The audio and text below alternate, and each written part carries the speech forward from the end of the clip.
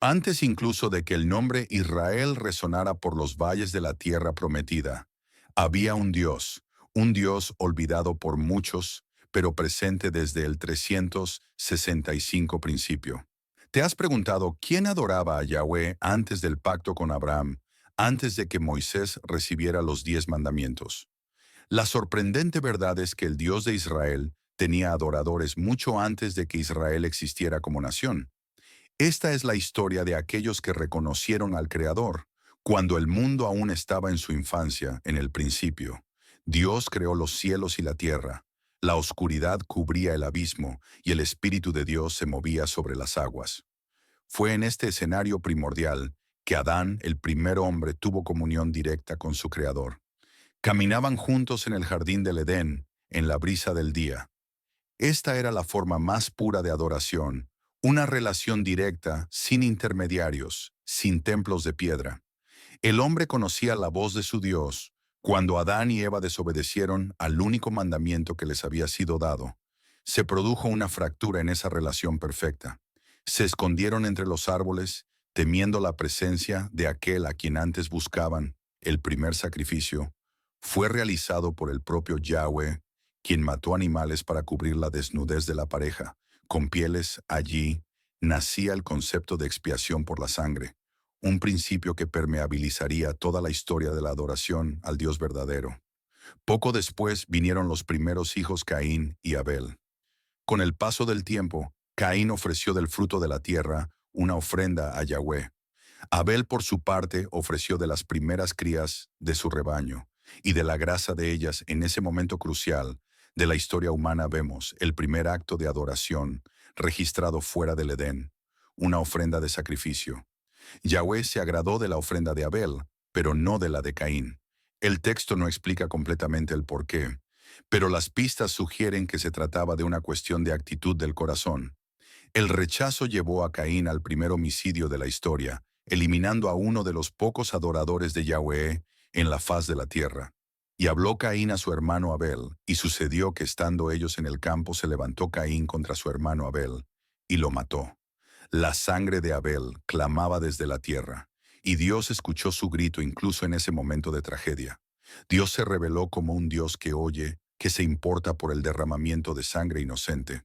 Con el paso de las generaciones, la humanidad se multiplicó sobre la tierra, pero la adoración al Dios verdadero parecía disminuir. Vio el Señor que la maldad del hombre se había multiplicado sobre la tierra, y que toda la imaginación de los pensamientos de su corazón era continuamente mala. Solo un hombre permaneció fiel en su generación. Noé, descrito como justo e íntegro en sus generaciones y que caminaba con Dios. Este caminar con Dios evoca la experiencia original de Adán. En el jardín, Noé mantuvo viva la verdadera adoración en una época en la que toda la humanidad se había corrompido. Su fidelidad resultó en la preservación de la raza humana a través del diluvio tras que las aguas descendieran. Noé edificó un altar a Yahweh y tomó de todo animal limpio y de toda ave limpia, y ofreció holocaustos sobre el altar. Este fue el primer altar mencionado explícitamente en las Escrituras, marcando un desarrollo en la historia de la adoración. El aroma de ese sacrificio agradó a Yahweh, quien estableció un pacto con Noé y sus descendientes, prometiendo no destruir la tierra nuevamente mediante un diluvio. Este pacto onírico fue el primero de muchos que Dios haría con la humanidad, demostrando su deseo de mantener una relación con su creación.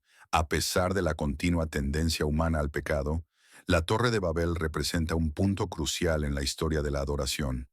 Dijeron, hagamos una ciudad y una torre cuya cima llegue a los cielos, engrandecemos nuestro nombre, para que no seamos esparcidos por toda la tierra. Esto no era solo una construcción arquitectónica, era una declaración de independencia de Dios, un intento de autoglorificación y posiblemente el origen de la idolatría organizada. La confusión de las lenguas y la dispersión de los pueblos fue la respuesta divina a esa rebelión colectiva. A partir de ese momento, la humanidad se dividió en naciones y culturas distintas, cada una siguiendo su propio camino espiritual. La adoración al Dios verdadero se volvió aún más rara, mientras que diversos sistemas, 5.5, religiosos florecían en diferentes regiones. Fue en ese mundo fragmentado e idólatra que surgió un hombre que cambiaría el curso de la historia de la adoración. Abraham, posteriormente llamado Abraham, nacido en Ur de los Caldeos, una ciudad mesopotámica conocida por su sofisticación cultural y religiosa. Abraham creció en un ambiente politeísta, su propio padre. Tare servía a otros dioses, como Josué recordaría posteriormente a los israelitas. Así dice el Señor Dios de Israel: más allá del río habitaban antiguamente vuestros padres, Taré padre de Abraham y de Nahor, y servían a otros dioses.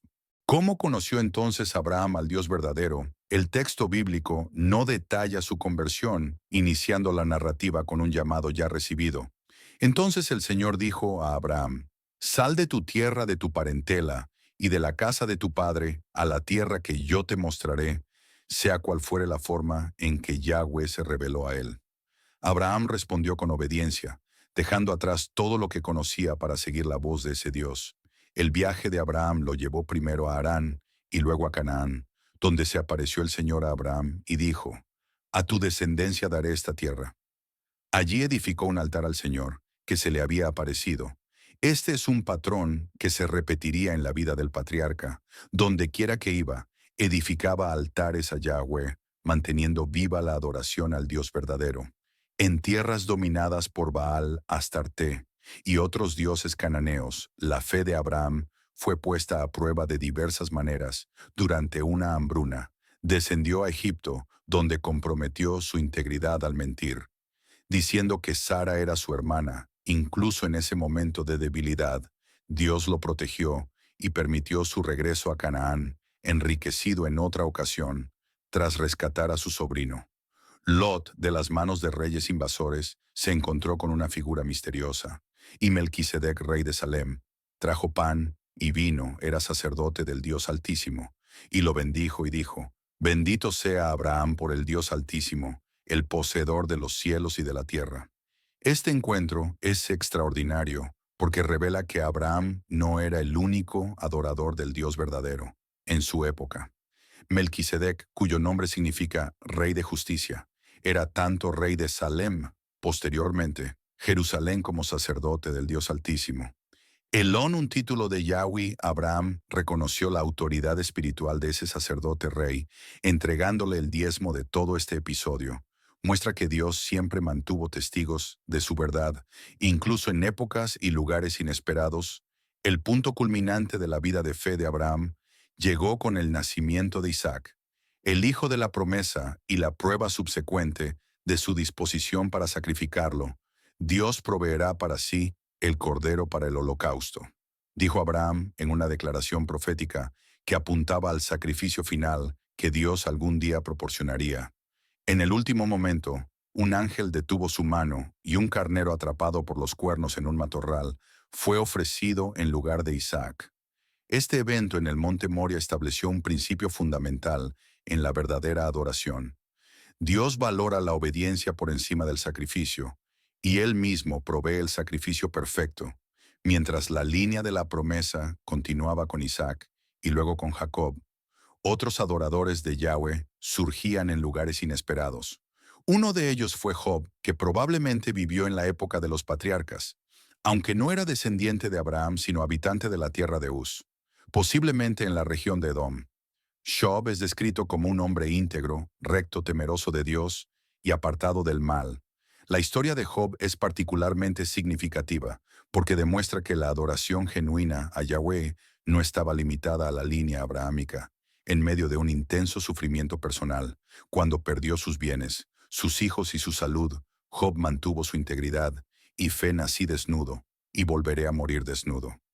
El Señor dio y el Señor quitó, bendito sea el nombre del Señor. Los diálogos entre Job y sus amigos revelan una teología sorprendentemente desarrollada sobre la naturaleza de Dios, el problema del sufrimiento y la cuestión de la justicia divina. Aunque sus amigos representaban una visión simplista de causa y efecto, el sufrimiento como consecuencia directa del pecado, Job insistía en la posibilidad de sufrimiento inmerecido, manteniendo su convicción de que Dios era tanto soberano como justo. aunque sus acciones parecieran incomprensibles desde la perspectiva humana. El clímax del libro llega cuando Dios finalmente responde a Job, no explicando el porqué de su sufrimiento, sino revelándose en su majestuosidad y sabiduría inconmensurables ante esa teofanía.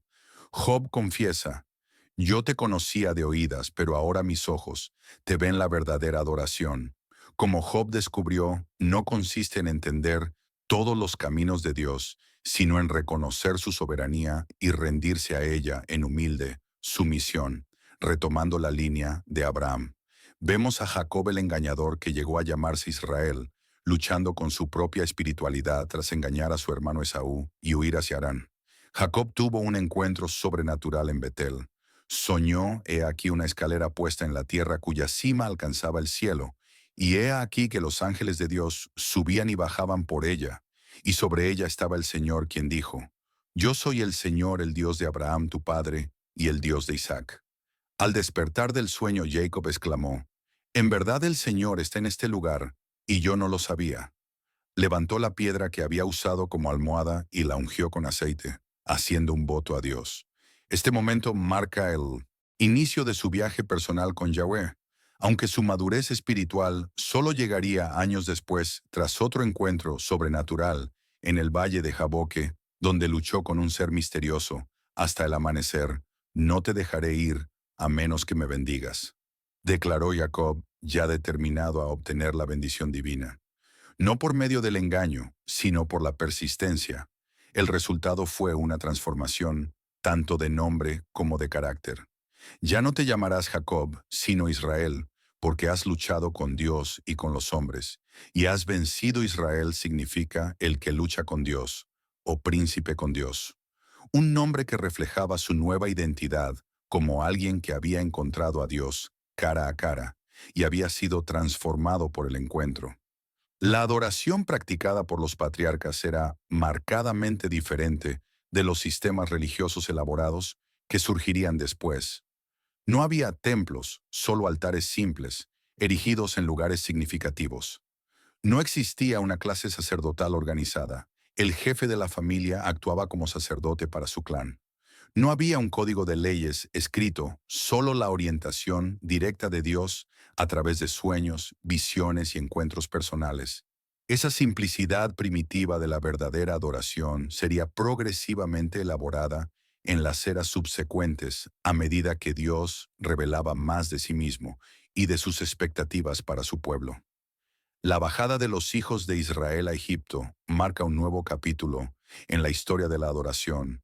A Yahweh José, vendido como esclavo por sus propios hermanos, mantuvo su fe en medio de las circunstancias más adversas, incluso en la prisión egipcia, lejos de su tierra y familia. José atribuía a Dios tanto sus dones para interpretar sueños como los giros de su vida. ¿No son de Dios? Las interpretaciones swingió, preguntó a los oficiales de Faraón, y más tarde declaró a sus hermanos, Vosotros en verdad habéis intentado el mal contra mí, pero Dios lo convirtió en bien. La fidelidad de José en tierra extranjera no solo preservó su propia fe, sino también aseguró la supervivencia de toda la familia de Jacob durante la severa hambruna que asoló el Medio Oriente. Cuando su padre y hermanos se unieron a él en Egipto, se establecieron en la tierra de Gosén, manteniendo su identidad distintiva como adoradores del Dios de sus padres. Sin embargo, con el paso de las generaciones y la muerte de los patriarcas originales, la situación cambió drásticamente. Se levantó un nuevo rey en Egipto que no conocía. A José relata el libro del Éxodo. Los israelitas fueron reducidos a la esclavitud, forzados a trabajar en la construcción de las ciudades de culto de Pitón y Ramsés durante ese periodo de opresión que duró aproximadamente 400 años. La adoración a Yahweh parece haberse debilitado con elementos de la religión egipcia, posiblemente infiltrándose en las prácticas de los hebreos. El texto bíblico no ofrece muchos detalles sobre la vida religiosa de los israelitas durante su estadía en Egipto, pero hay indicios de que la memoria del Dios de sus antepasados no se había perdido por completo. Cuando Moisés y Aarón se presentaron ante los ancianos de Israel, el pueblo creyó, y al oír que el Señor había visitado a los hijos de Israel, y que había visto su aflicción, se inclinaron y adoraron esta respuesta. Sugiere que a pesar de las dificultades, algún conocimiento de Yahweh y de la promesa hecha a los patriarcas se había preservado, posiblemente transmitido oralmente de generación en generación, incluso durante los periodos más oscuros de la historia. Dios siempre guarda un remanente fiel, personas que conservan el conocimiento de su nombre y de sus caminos. La primera vez que Moisés se acercó a Faraón, transmitió un mensaje directo de Yahweh: «Deja ir a mi pueblo para que me celebre una fiesta en el desierto». Este pedido inicial no era para una liberación completa, sino para obtener permiso para adorar adecuadamente a su Dios, algo imposible mientras permanecieran en Egipto, donde los rituales hebreos como el sacrificio de animales considerados sagrados por los egipcios serían vistos como ofensivos. Este detalle revela cuánto la verdadera adoración se había vuelto restringida bajo el dominio egipcio. No podían adorar libremente, tal vez debido a las demandas de trabajo impuestas por los capataces, pero también porque sus prácticas religiosas entraban en conflicto con las sensibilidades egipcias. Si sacrificásemos ante los ojos de los egipcios lo que ellos consideran abominación, ¿no nos apedrearían? Zren preguntó a Moisés. La negativa de Faraón a permitir incluso ese acto temporal de adoración desencadenó las 10 plagas, cada una dirigida contra un diferente dios del panteón egipcio. La primera plaga, la transformación del Nilo en sangre, atacaba a Hapi, el dios del Nilo. La plaga de los langostas desafiaba a Serapis Protector contra esos insectos. La muerte de los primogénitos era un golpe contra el propio faraón, considerado divino. Y su heredero, las plagas, no eran solo demostraciones de poder, sino un juicio divino contra los falsos dioses de Egipto, como Dios mismo ha declarado.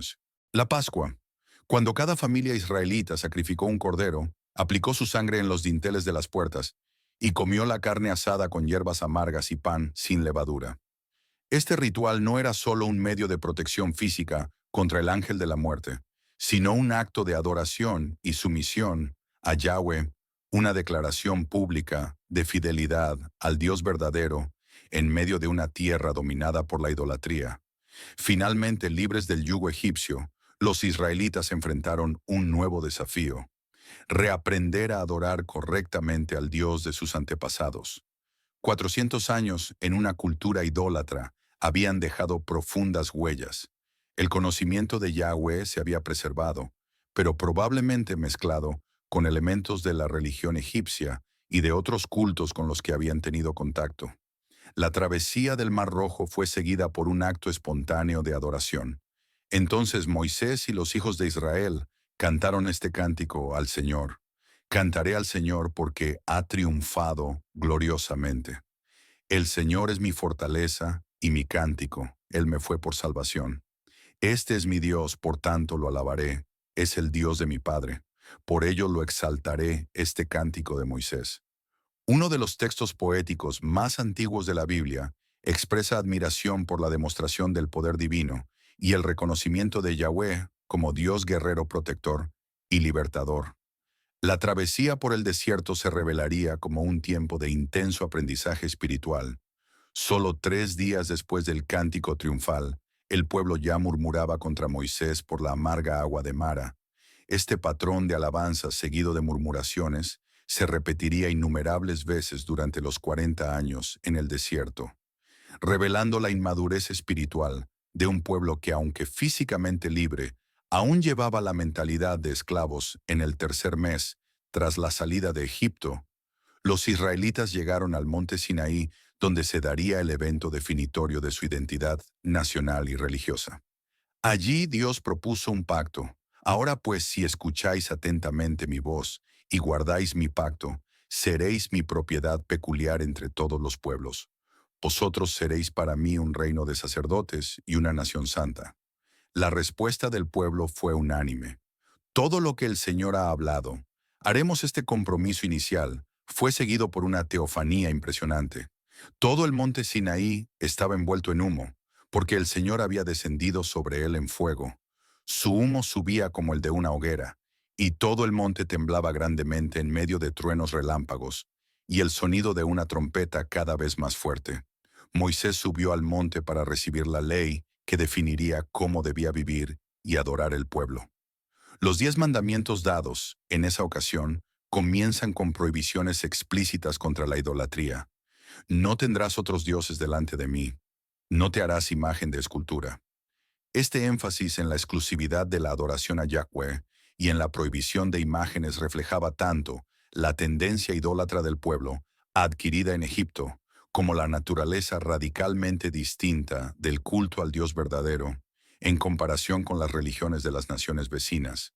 Además de los mandamientos morales, Dios proporcionó instrucciones detalladas sobre cómo construir el tabernáculo, un santuario portátil que serviría como punto focal de la adoración durante la peregrinación por el desierto. Y me harán un santuario para que pueda habitar en medio de ellos, declaró Dios a Moisés. El tabernáculo simbolizaba la presencia divina entre el pueblo, pero también enfatizaba la santidad de Dios y la necesidad de acercarse a Él solo según los términos que Él mismo había establecido. La estructura del tabernáculo, con su atrio exterior, lugar santo y santísimo, creaba una gradación de santidad que reflejaba la distancia entre el Dios santo y el pueblo pecador. Solo el sumo sacerdote podía entrar en el lugar santísimo. Y aún así, solo una vez al año en el día de la expiación, llevando la sangre de un sacrificio, mientras Moisés recibía esas instrucciones en el monte. El pueblo demostraba cuán profundamente arraigada estaba la mentalidad idólatra. Impacientes con la demora de Moisés, pidieron a Aarón: levántate, haznos dioses que vayan delante de nosotros. Aarón cedió a la presión y modeló un becerro de oro proclamando: mañana será fiesta al Señor. Este episodio revela no solo un rechazo a la primera prohibición contra otros dioses, sino también un intento de adorar a Yahweh mediante una imagen visible violando el segundo mandamiento. La influencia de la religión egipcia, en la que dioses como Apis se representaban en forma de toros. Es evidente los israelitas no estaban necesariamente adorando a otro dios, sino intentando adorar al Dios verdadero, de manera incorrecta sincrética, moldeada por su experiencia cultural previa. La respuesta divina al incidente del becerro de oro fue severa. Miles murieron en castigo, y Dios amenazó con abandonar al pueblo. No descenderé en medio de ti porque eres pueblo de dura cerviz, para que no te consuma en el camino. Solo tras la intercesión de Moisés, Dios renovó su alianza con Israel. El libro de Levítico, dado poco después de estos acontecimientos, detalla el sistema sacrificial y las leyes de pureza que regularían la vida religiosa de Israel. Se instituyeron 5 tipos principales de sacrificios: holocausto, ofrenda completamente quemada representando una dedicación total; ofrenda de cereales, productos agrícolas, expresando gratitud por la provisión divina; ofrenda de paz, parte quemada y parte comida, simbolizando comunión con Dios; ofrenda por el pecado, expiación por pecados no intencionales; y ofrenda de culpa, reparación por daños causados a otros. Este elaborado sistema servía a múltiples propósitos, enseñaba sobre la santidad de Dios y la gravedad del pecado que solo podía ser expiado a través de la sangre, porque la vida de la carne está en la sangre, y yo te la he dado sobre el altar para hacer expiación por vuestras almas, pues es la sangre la que hará expiación por el alma. Ofrecía un medio para restaurar la comunión con Dios. Cuando ésta se rompía por el pecado, creaba un ritmo de adoración en la vida diaria y anual del pueblo, mediante el ciclo de fiestas y sacrificios. Las 3 grandes fiestas anuales, Pascua, Pentecostés y Tabernáculos, exigían que todos los hombres israelitas se presentaran en el santuario central. Estas peregrinaciones no solo fortalecían la identidad de obras de Dios, la liberación de Egipto, Pascua, la entrega de la ley, Pentecostés y la provisión divina durante la peregrinación en el desierto, tabernáculos, además de las fiestas y sacrificios. La vida de adoración incluía la observancia del sábado, del año sabático y del año del jubileo, instituciones que enfatizaban el señorío de Dios sobre el tiempo, la tierra y las relaciones sociales. El sábado en particular era un signo distintivo del pacto.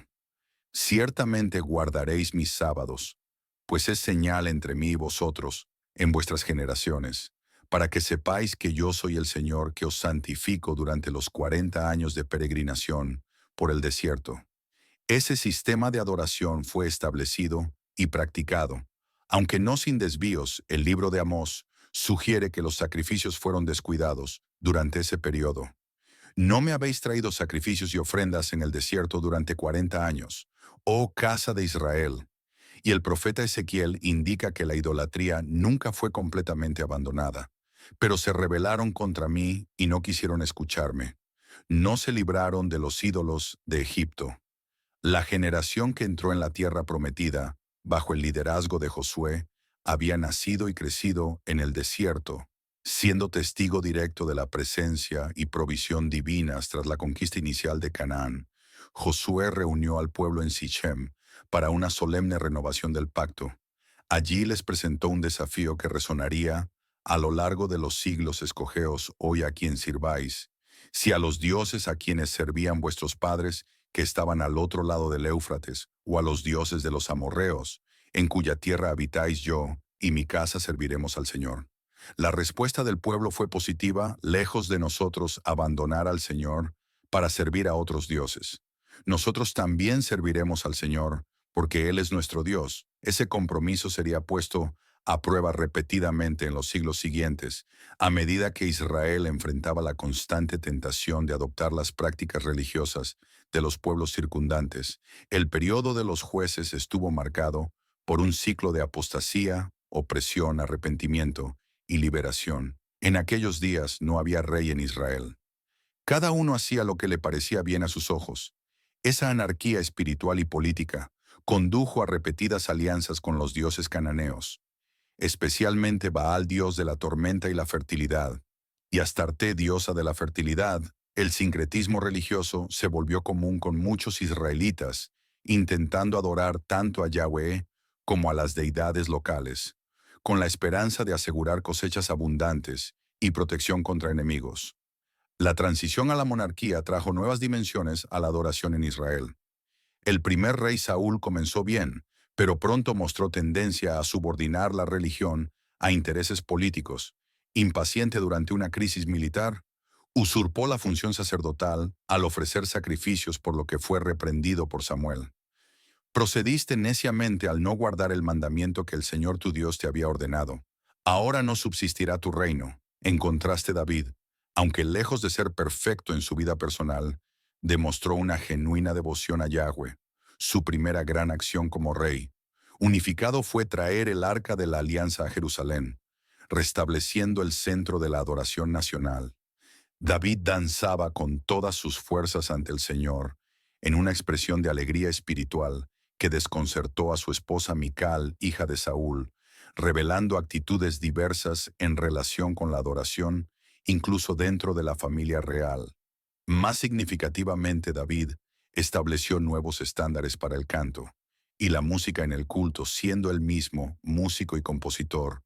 Organizó a los levitas en turnos para ministrar continuamente ante el arca para celebrar y alabar, y compuso David introdujeron una nueva dimensión en la adoración israelita: la expresión poética y musical de los sentimientos humanos más profundos ante Dios, desde el desespero más absoluto hasta la alegría más exuberante. El deseo de David de construir un templo permanente para sustituir al tabernáculo fue pospuesto debido a su historial de guerras y derramamiento de sangre. Pero Dios prometió que su hijo llevaría a cabo ese proyecto en sus últimos años. David preparó materiales para la construcción y organizó a sacerdotes y levitas para el servicio del futuro templo. Salomón heredó no solo el reino estable y próspero construido por su padre, sino también su compromiso con la adoración centralizada a Yahweh. La construcción del Templo de Jerusalén fue el mayor emprendimiento de su reinado, consumiendo 7 años y empleando a los mejores artesanos disponibles, incluidos trabajadores enviados por Hiraón, rey de Tiro. La dedicación del templo fue un momento de esplendor nacional y espiritual sin precedentes, cuando los sacerdotes colocaron el arca en el lugar santísimo. La gloria del Señor llenó la casa del Señor, de tal manera que los sacerdotes no podían mantenerse en pie para ministrar por causa de la nube. Porque la gloria del Señor llenó la casa del Señor, esa manifestación visible del extranjero que no sea de tu pueblo de Israel, pero venga de tierras lejanas por amor de tu nombre. Escucha tú en los cielos morada de tu habitación, y haz conforme a todo lo que el extranjero te clame, a fin de que todos los pueblos de la tierra conozcan tu nombre para temerte como a tu pueblo de Israel. Ese reconocimiento de que el Dios de Israel podía ser adorado por no israelitas, sin necesidad de convertirse completamente mediante la circuncisión, abría el camino para el fenómeno de los temerosos de Dios, gentiles que adoraban a Yahweh sin adoptar todas las prácticas distintivas del judaísmo, especialmente la circuncisión.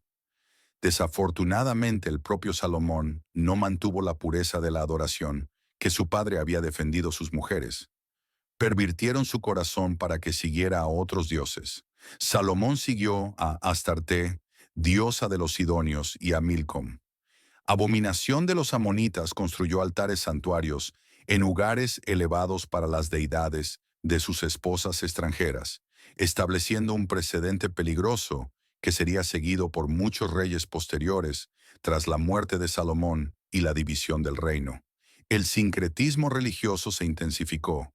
Jeroboam, primer rey del reino del norte, Israel temeroso de que las peregrinaciones a Jerusalén debilitaran su autoridad, estableció centros religiosos alternativos en Dan y Betel con becerros de oro como representaciones de Yahweh.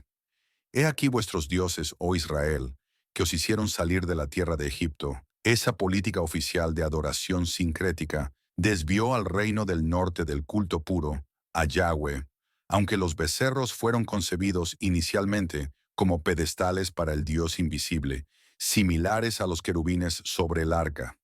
La línea entre símbolo e ídolo pronto se difuminó, especialmente entre el pueblo común. Aún más grave fue la promoción del culto a Baal durante el reinado de Acaba Fenicia. Jezabel, ellos levantaron un altar a Baal en la casa de Baal que edificaron en Samaria y sostuvieron a cientos de profetas de Baal y Acera a costa del Estado. Esta política religiosa no era mera tolerancia a creencias diversas, sino una sustitución sistemática de la adoración a Yahweh por los cultos cananeos. Fue en este contexto de apostasía generalizada que surgió el profeta Elías, defensor de la adoración exclusiva a Yahweh. El enfrentamiento en el Monte Carmelo entre Elías y los 450 profetas de Baal representó el conflicto entre dos sistemas religiosos incompatibles. ¿Hasta cuándo claudicaréis entre dos pensamientos? Si el Señor es Dios, seguidlo, y si es Baal, seguidlo, desafió Elías al pueblo vacilante, cuando el fuego del cielo consumió su sacrificio. Tras el humillante fracaso de los profetas de Baal, el pueblo reconoció momentáneamente: el Señor es Dios, el Señor es Dios. Pero esa renovación fue breve, y Elías pronto se vio obligado a huir para salvar su vida, convencido de que era el último verdadero adorador en Israel. La corrección divina a ese desaliento llegó en el monte Horeb. Sinaí aún dejé en Israel a 7,000, todos los que no se habían inclinado ante Baal. Esa revelación del remanente fiel sería un tema recurrente en la historia de la adoración, incluso en los periodos de apostasía más generalizada. Dios preserva a aquellos que mantienen la fe verdadera, a menudo en lugares inesperados y de maneras invisibles al ojo público. En el reino del sur Judá, la situación religiosa era más estable debido a la continuidad de la dinastía davídica y a la presencia del templo en Jerusalén. Sin embargo, incluso allí, la pureza de la adoración a menudo se corrompía. Reyes como Roboam permitieron la construcción de altares columnas e imágenes del culto de Acera, sobre todo monte elevado y bajo toda árbol frondoso. Periodos de reforma se alternaban. Columnas cortó los postes, ídolos Josafat envió príncipes levitas y sacerdotes por todo el país para enseñar la ley. Ezequías restauró el templo y celebró una gran Pascua, invitando incluso a los remanentes de las tribus del norte. Josías, tras el hallazgo del libro de la ley, probablemente Deuteronomio durante las reformas en el templo, lideró la reforma religiosa más abarcadora desde la época de Moisés, destruyendo todos los lugares de culto sincrético y recentralizando la adoración en Jerusalén. Sin embargo, estas reformas rara vez sobrevivían a los reyes que las iniciaban. El profeta Jeremías, contemporáneo de las últimas décadas del reino de Judá, lamentaba que el pueblo tenía dos males. Habían abandonado a Dios, fuente de aguas vivas, y habían cavado cisternas rotas que no retienen las aguas. Una metáfora poderosa de la futilidad de la idolatría, comparada con la adoración al Dios verdadero, el exilio babilónico. 586 a 536 a.C. representó una crisis existencial para la fe israelita, con el templo destruido y el pueblo deportado a una tierra extranjera. ¿Cómo podrían adorar adecuadamente? Un salmo de ese periodo expresa el dilema. ¿Cómo cantaremos la canción del Señor en tierra extraña? Esa crisis forzó una reformulación de la adoración sin acceso a los sacrificios y rituales del templo. Nuevos elementos ganaron protagonismo: la oración regular 6-10 veces al día, la lectura e interpretación de las Escrituras, la observancia del sábado y reuniones comunales que eventualmente evolucionaron hacia el sistema sinagogal. Daniel abría las ventanas 3 veces al día en dirección a Jerusalén para orar, un patrón que más tarde se convertiría en norma en la práctica judía. Ezequiel, profetizando entre los exiliados, recibió visiones de un templo ideal que sería reconstruido en el futuro. Esas visiones mantuvieron viva la esperanza de restauración y preservaron la memoria de los detalles del culto sacrificial para las generaciones que crecían sin haber visto jamás el templo en funcionamiento. El segundo Isaías, capítulos 40 a 55, profunda sobre el significado del exilio y el propósito universal de Israel.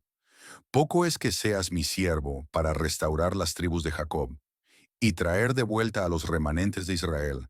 También te di como luz para los gentiles, para que seas mi salvación hasta el extremo de la tierra. El sufrimiento del pueblo tenía un propósito redentor: convertirlos en testigos del Dios verdadero entre las naciones. Tras el retorno del exilio bajo el edicto de Ciro, la reconstrucción del templo se convirtió en prioridad, a pesar de la oposición de los samaritanos, descendientes de israelitas del norte, mezclados con colonos traídos por Asiria, y de dificultades económicas. El segundo templo fue concluido en 516 a.C., permitiendo la reanudación de los sacrificios. Sin embargo, ese templo era mucho menos grandioso que su predecesor, y el Arca de la Alianza, perdida durante la destrucción de Jerusalén, no fue reemplazada. El lugar santísimo permanecía vacío, un recordatorio tangible de que algo de la gloria anterior se había perdido. Esdras, el sacerdote escriba, lideró una reforma religiosa que enfatizaba el estudio y la estricta observancia de la ley. Leyendo públicamente la Torá y explicando su significado, estableció un estándar de interpretación escritural que se desarrollaría en los siglos siguientes. Su insistencia en la separación de matrimonios mixtos reflejaba la preocupación postexílica por la pureza religiosa y la prevención de influencias idólatras. Nehemías, gobernador de Judea bajo el imperio persa, complementó esa renovación espiritual con la reconstrucción física de Jerusalén, especialmente de sus murallas. También instituyó reformas prácticas como la prohibición del comercio en el sábado y la regularización del sistema de diezmos para el sustento de los levitas. El periodo persa fue relativamente tranquilo para el desarrollo religioso judío bajo la política persa de tolerancia religiosa.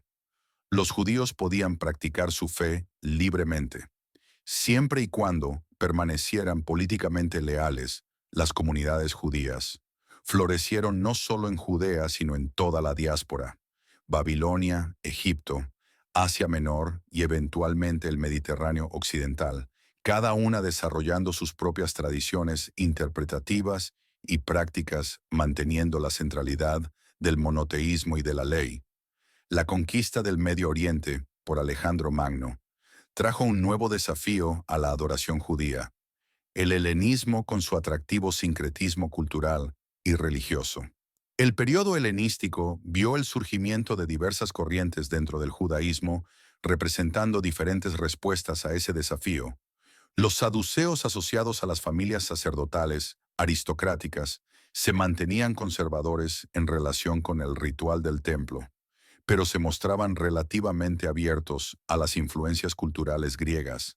Rechazaban tradiciones orales y creencias no mencionadas explícitamente en la Torá, escrita como la resurrección y la existencia de ángeles. Los fariseos surgidos entre los escribas y maestros laicos de la Torá defendían la ley oral como complemento necesario de la ley escrita y desarrollaban interpretaciones que permitían adaptar la fe a circunstancias cambiantes.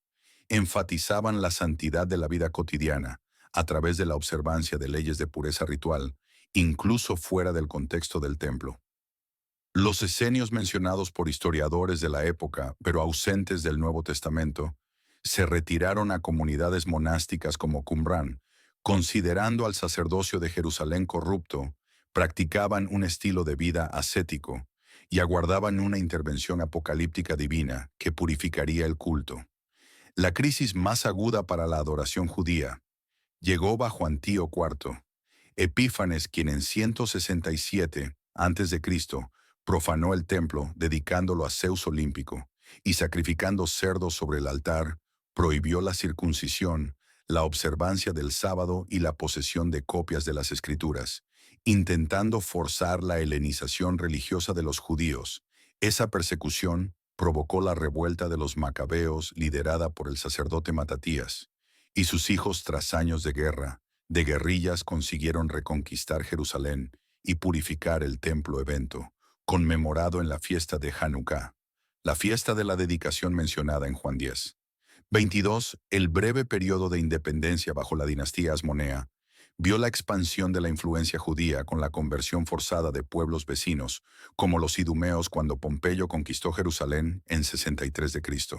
Incorporando Judea al Imperio Romano, mantuvo la autonomía religiosa de los judíos, permitiendo la continuidad del culto en el templo. Herodes, el grande no judío por nacimiento, pero convertido al judaísmo, inició una amplia renovación del templo, transformándolo en uno de los complejos arquitectónicos más impresionantes del mundo antiguo. El judaísmo de ese periodo estaba lejos de ser monolítico. Además de las divisiones entre saduceos, fariseos y esenios, existían variaciones significativas entre el judaísmo palestino, más conservador, y el judaísmo helenístico, más abierto a síntesis filosóficas, ejemplificado por pensadores como Filón de Alejandría. La diáspora judía se había expandido enormemente. Las sinagogas existían en prácticamente todas las ciudades importantes del Imperio Romano, y más allá, sirviendo como centros de adoración, estudio y comunidad. La traducción de la Biblia hebrea al griego. La Septuaginta hizo accesibles las escrituras al mundo, de habla griega atrayendo a muchos gentiles, interesados en el monoteísmo ético judío. Temerosos de Dios formaban un círculo externo alrededor de las comunidades judías, gentiles que adoraban al Dios de Israel. Frecuentaban las sinagogas y observaban algunos preceptos como el sábado y las restricciones alimentarias, pero que no se convertían completamente mediante la circuncisión, constituían un puente cultural y religioso entre el mundo judío y el greco-romano. Fue en ese contexto complejo que apareció Jesús de Nazaret proclamando: ha llegado el tiempo y el reino de Dios está cerca, arrepentíos, y creed en el Evangelio. Su mensaje y ministerio provocarían profundas transformaciones en la comprensión de la verdadera adoración. Jesús nació en una familia judía observante. Fue circuncidado al 8º día presentado en el templo para la redención del primogénito, y sus padres realizaban la peregrinación anual a Jerusalén para la Pascua. Su primera visita registrada al templo, a los 12 años, ya demostraba su conexión especial con la casa de mi padre, como él la llamó durante su ministerio público. Jesús frecuentaba regularmente las sinagogas, donde leía e interpretaba las Escrituras. Participaba en las fiestas judías en Jerusalén y de manera significativa purificó el templo en 2 ocasiones, expulsando a los comerciantes y cambistas que habían transformado la casa de oración para todas las naciones en un covil de ladrones. Sin embargo, Jesús también introdujo elementos revolucionarios en la comprensión de la adoración. En su encuentro con la mujer samaritana, declaró: Viene la hora y ya ha llegado en la que los verdaderos adoradores adorarán al Padre en espíritu y en verdad, porque esos son los que el Padre busca para sus adoradores. Dios es espíritu, y es necesario que los que lo adoran lo hagan en espíritu y en verdad. Esa declaración relativizaba la importancia de los lugares físicos de culto, tanto el templo en Jerusalén como el santuario rival en el monte Gerizim. Sin embargo, rechazarlos por completo. La adoración en espíritu no significa desencarnada o puramente interior, sino genuina movida por el Espíritu de Dios. La adoración en verdad es aquella alineada con la revelación divina y libre de hipocresía. Jesús criticó duramente las prácticas religiosas ostentosas, realizadas para impresionar a otros cuando oréis. No seáis como los hipócritas, que aman orar en pie en las sinagogas y en las esquinas de las plazas para ser vistos por los que son preceptos de hombres. Por otro lado, elogió la sencillez y sinceridad de corazón, como en el caso de la viuda pobre que dio 2 pequeñas monedas al tesoro del templo. Ella dio más que todos. O de la pecadora arrepentida que lavó sus pies, con lágrimas, amó en gran manera. Profetizó la destrucción del templo cumplida en 70 después de Cristo, y su sustitución, por algo mayor destruiré este santuario, y en 3 días lo reconstruiré, refiriéndose al santuario de su cuerpo. Esa identificación entre el cuerpo de Jesús y el templo sugería una nueva comprensión de la presencia divina, ya no limitada a un edificio, sino encarnada en una persona. En la última cena, Jesús transformó la comida pascual judía en un nuevo ritual conmemorativo. Haced esto en memoria mía. El pan y el vino pasaron a simbolizar su cuerpo y sangre, ofrecidos en sacrificio por todos. Ese nuevo ritual, que se volvería central en la adoración cristiana, mantenía la continuidad con la Pascua judía, mientras reinterpretaba su significado a la luz de la inminente muerte y resurrección de Jesús en las cartas de Pablo. Vemos el desarrollo de estas ideas. Los primeros cristianos, inicialmente todos judíos, continuaron frecuentando el templo y las sinagogas, pero también se reunían en las casas para la fracción del pan y oraciones. Pablo describe a la iglesia como templo de Dios y a los cuerpos de los creyentes como santuarios del Espíritu Santo, extendiendo la metáfora de Jesús sobre el cuerpo. Como santuario, la carta a los Hebreos presenta a Jesús como el sumo sacerdote definitivo, y su sacrificio como superior a los del sistema levítico. Tenemos un sumo sacerdote que se ha sentado a la diestra del trono de la majestad en los cielos como ministro del santuario y del verdadero tabernáculo, el cual el Señor erigió, y no el hombre Cristo. Entró una vez por todas en el lugar santísimo, no con la sangre de machos cabríos y terneros, sino con su propia sangre, habiendo obtenido una redención eterna. La destrucción del templo, en 70 después de Cristo, marcó una transformación profunda tanto para el judaísmo como para el emergente cristianismo. Para los judíos significó la necesidad de reinventar su religión sin el centro sacrificial que había definido la adoración durante más de 1000 años. La respuesta fue el desarrollo del judaísmo rabínico, centrado en la sinagoga, en el estudio de la Torá y en la observancia de los mandamientos aplicables. Sin el templo para los cristianos, la destrucción pareció confirmar las profecías de Jesús y aceleró la separación entre ambas fes. El cristianismo desarrolló su propia identidad como una religión distinta, ya no un movimiento dentro del judaísmo. Sin embargo, mantuvo la herencia de la adoración al Dios de Israel. Ahora entendido como el Padre de Jesucristo, los primeros cristianos conservaron elementos del culto sinagogal, como la lectura e interpretación de las Escrituras, ahora incluyendo también las cartas apostólicas, pero centralizaron su adoración en la Cena del Señor, o Eucaristía. Justino Mártir, escribiendo alrededor de 150 después de Cristo, describe el culto cristiano dominical, lecturas de memorias de los apóstoles evangelios y de los escritos de los profetas, seguidos de una homilía del presidente de la Asamblea y la celebración de la Eucaristía. La transición del sábado al domingo, como día principal de adoración, reflejaba la centralidad de la resurrección de Cristo. En la fe cristiana, se le llamaba Día del Señor, y San Ignacio de Antioquía ya lo distinguía claramente del sábado judío. Aquellos que vivían en el antiguo orden de las cosas vinieron a una nueva esperanza, ya no observando el sábado, sino viviendo según el día del Señor, en el cual nuestra vida surgió a través de él. A medida que el cristianismo se expandía por el mundo mediterráneo, incorporaba elementos de la cultura greco-romana, como el uso de terminología filosófica, para articular sus doctrinas y la adaptación de formas literarias y artísticas para expresar su devoción.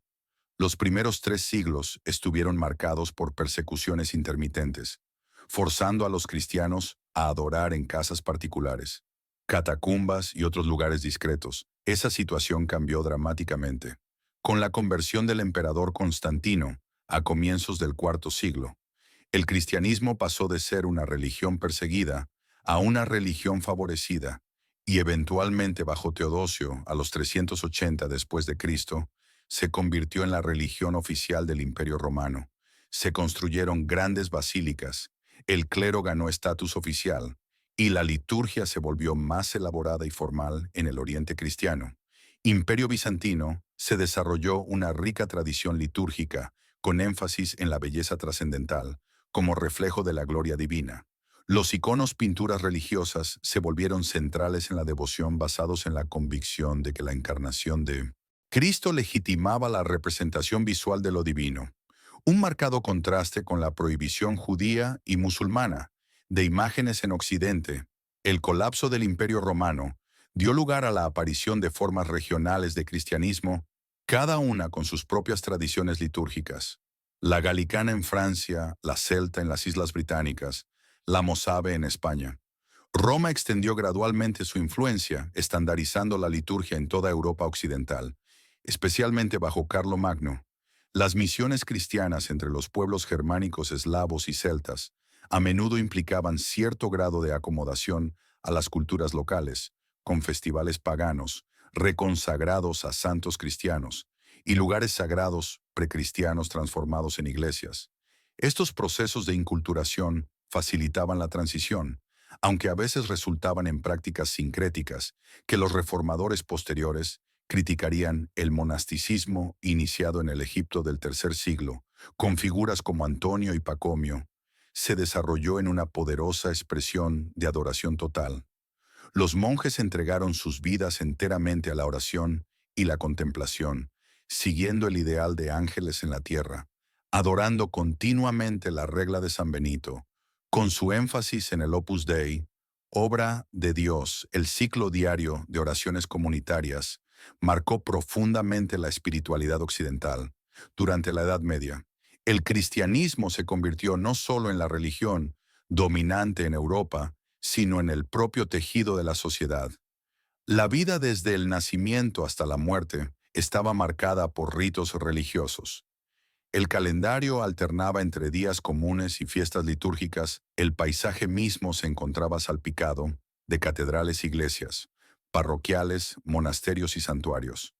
Las grandes catedrales góticas, con sus alturas vertiginosas, vitrales multicolores y elaborada decoración escultórica, representaban una visión de la adoración como experiencia total, involucrando todos los sentidos. La liturgia se volvió un arte complejo, con música sofisticada, canto gregoriano y posteriormente polifonía, movimientos rituales precisos, vestimentas ornamentadas y el uso abundante de incienso. La misa celebrada en latín era vista como una recapitulación mística del sacrificio de Cristo, el punto de encuentro entre el cielo y la tierra.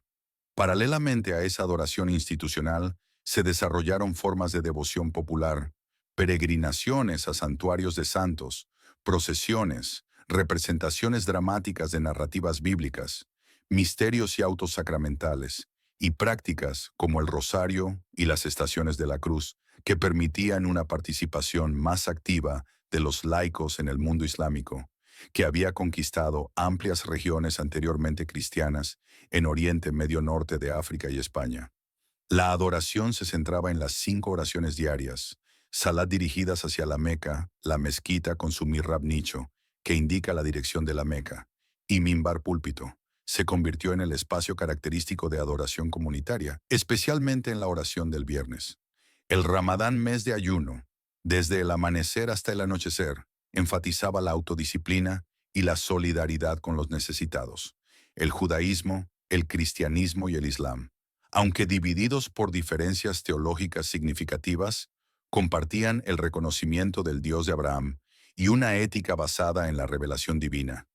Las tres fes se influyeron mutuamente a lo largo de los siglos, especialmente en regiones de contacto como la España medieval y el Imperio Otomano. La Reforma Protestante del siglo X representó una ruptura radical en la historia de la adoración cristiana occidental. Martín Lutero, Juan Calvino y otros reformadores cuestionaron prácticas que consideraban desviaciones de la adoración bíblica. Veneración de santos y reliquias, indulgencias misas privadas, y lo que veían como una excesiva elaboración litúrgica que oscurecía el Evangelio. La adoración protestante enfatizaba la centralidad de la palabra escritura, leída, predicada y cantada, la participación congregacional, incluyendo el canto en lengua vernácula, y la simplificación ritual, así como la celebración de la Cena del Señor como memorial y comunión, no como sacrificio. Los espacios de culto fueron rediseñados para reflejar esas prioridades. Púlpitos centrales o elevados bancas orientadas hacia el predicador y la eliminación de imágenes consideradas idólatras. La Contrarreforma Católica en respuesta reafirmó sus doctrinas distintivas, mientras reformaba abusos y estandarizaba la liturgia a través del misal romano 1570. El arte barroco, con su dramatismo emocional y esplendor visual, se convirtió en la expresión de la visión católica de la adoración como anticipación de la gloria celestial. El movimiento pietista de los siglos X y XVI, que atravesó denominaciones tanto luteranas como reformadas, enfatizó la dimensión personal y afectiva de la fe, promoviendo reuniones devocionales informales, college pietatis, que complementaban el culto público. Ese énfasis en la experiencia subjetiva y en el corazón encendido influiría profundamente en el avivamiento metodista y en el evangelicalismo posterior. La expansión europea por el mundo trajo desafíos y oportunidades.